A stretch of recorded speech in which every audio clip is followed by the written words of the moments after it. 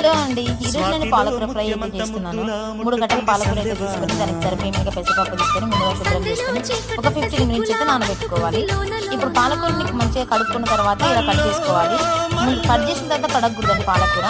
ఇప్పుడు ఒక బాండీ తీసుకొని ఆయిల్ వేసుకొని కొన్ని జీలకర్ర ఆవాలు అంటే మినపప్పు, శనగపప్పు అంటే కొంచెం కరివేపాకు వేసుకొని ఆనియన్స్, పచ్చిమిర్చి ముందుగా కట్ చేసుకుని వేసుకొని కలుపుకోవాలి. కొంచెం అల్లం, జీలకర్ర, వెల్లుల్లి తీసుకుని దంచుకొని వేసుకోవాలి. ఇలా మొత్తం కలుపుకుంటే మనం ముందుగా నానబెట్టి తీసుకున్నాం కదా పెసరపప్పు అని వేసుకొని కొంచెంసేపు పెసరపప్పుని ఆయిల్లో ఫ్రై అవ్వనివ్వాలి. కొంచెం పసుపు వేసుకొని కాసేపు మగ్గనివ్వాలి. తర్వాత పాలకూర మనం ముందుగా కట్ చేసినంత వేసుకొని బాగా కలుపుతూ మగ్గనివ్వాలండి. చూడండి, అలా కలుపుతూ ఉండగానే మనకి పాలకూర అయితే మొత్తం మగ్గుతుంది. కొంచెం సాల్ట్, కొద్దిగా కారం వేసుకొని కొద్దిసేపు మగ్గనివ్వాలి.